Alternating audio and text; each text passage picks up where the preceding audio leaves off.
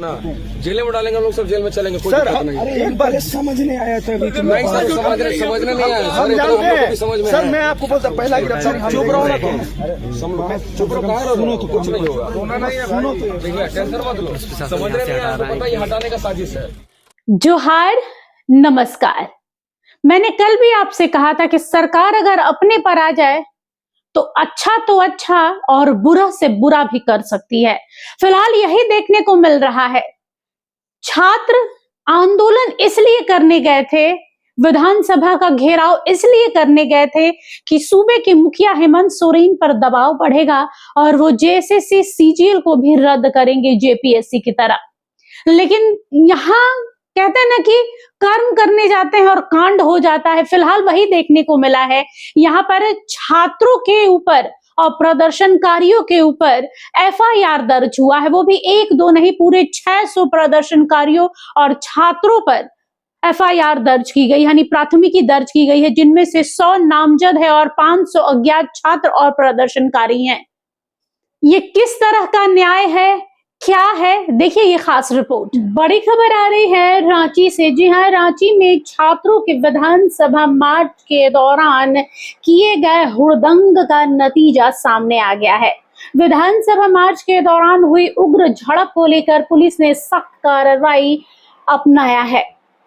Police ने कुल 600 प्रदर्शनकारियों के खिलाफ एफआईआर यानी प्राथमिकी दर्ज की है, जिनमें से 100 नामजद है और 500 अज्ञात छात्र व प्रदर्शनकारी शामिल हैं।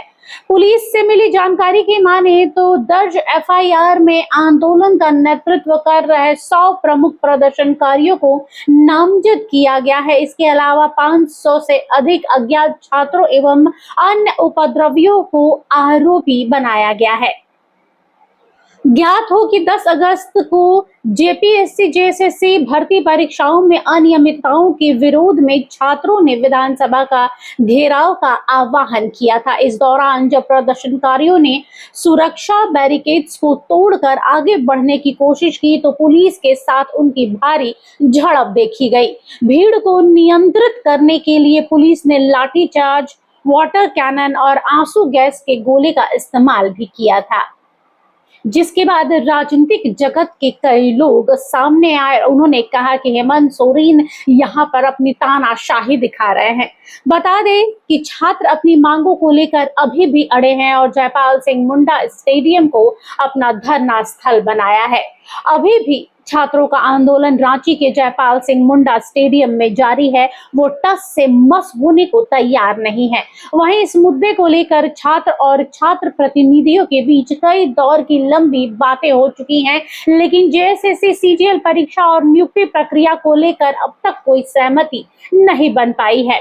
इस बीच झारखंड लोक सेवा आयोग यानी जेपीएससी को भंग कर दिया गया है। उसके तीनों सदस्य अपने पद से इस्तीफा भी दे चुके हैं। वहीं पूरे मामले पर छात्र सीबीआई जांच की मांग पर अड़े हुए हैं। सूबे के मुखिया सीएम हेमंत सोरेन ने स्वयं छात्रों को पत्र लिखकर उनकी चिंताओं को दूर करने और भरोसा दिलाने का प्रयास किया है। सरकार का दावा है कि छात्रों की 98% मांगों को स्वीकार कर लिया गया है, लेकिन कुछ प्रमुख मुद्दों पर अभी भी गतिरोध बना हुआ है। वहीं प्रदर्शनकारियों का कहना है कि उनकी मांगे अभी तक नहीं मानी गई है और इस बीच ये खबर आ रही है कि 600 से अधिक लोगों पर एफआईआर दर्ज हुआ है, जिनमें से 100 नामजद है और 500 अज्ञात छात्र व प्रदर्शनकारी शामिल हैं। Bureau report HNN news. देखिए, प्रशासन ने अपना काम किया है।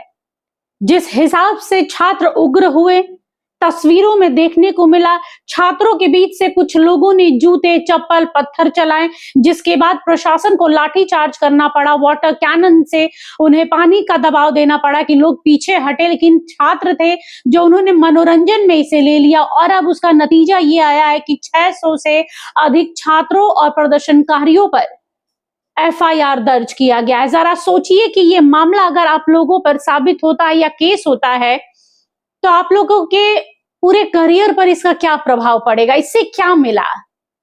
हो सकता है कि जिन्होंने पत्थर फेंका, जिन्होंने जूते चप्पल फेंके, वो छात्र ना हो, लेकिन जिन राजनीतिक पार्टियों का हस्तक्षेप आपके छात्र आंदोलन पर हो रहा है, हो सकता है कि हेमंत सोरेन की छवि को बिगाड़ने के लिए उन्होंने आपके कंधे का इस्तेमाल किया और आप लोगों को समझ तक नहीं आया। और भुगतना उन पार्टियों को नहीं पड़ेगा, क्योंकि नेताओं पर 500 मामले दर्ज होते हैं, होता उनका कुछ नहीं है। लेकिन छात्रों के ऊपर अगर एक भी एफआईआर और उससे अगर आपके ऊपर लगा हुआ केस साबित हो जाता है, जुर्म साबित हो जाता है, तो आपका पूरा करियर डिस्ट्रॉय हो जाएगा। 600 से अधिक लोगों पर एफआईआर दर्ज होना आम बात नहीं है और ना ही खास है, बल्कि ये अहम है कि आपका करियर दांव पर लग रहा है इस छात्र आंदोलन की वजह से। और उसकी वजह से भी नहीं, छात्रों का आंदोलन करना जरूरी है, लोकतंत्र है, अपनी मांग पर अड़े रहिए, लेकिन ऐसे राजनीतिक पार्टियों के बहकावे में आकर शासन और प्रशासन से ना उलझिए, वरना आपके करियर पर ऐसे ऐसे ना जाने कितने और दाग लग जाएंगे और आप कहीं के नहीं रहेंगे। और ये जीता जागता सबूत है कि उस छात्र आंदोलन में राजनीतिक पार्टियों का प्रवेश, इन राजनीतिक पार्टियों के प्रवेश की वजह से आज आप लोगों पर इतना बड़ा पहाड़ टूट पड़ा है कि 600 छात्रों पर, जिनमें से 100 नामजद हैं और 500 अज्ञात छात्र और प्रदर्शनकारी रहे हैं, जिन्होंने नेतृत्व किया है इस छात्र आंदोलन का, उन पर भी गाजगिरी है, उनके खिलाफ भी कानून सख्त है, प्रशासन मुस्तैद है। फिलहाल के लिए बस इतना ही। देखते रहिए HNN न्यूज। नमस्कार। जोहार। हमारा ये वीडियो अच्छा लगा तो इसे लाइक करें, शेयर करें और हाँ, सब्सक्राइब करना ना भूलें।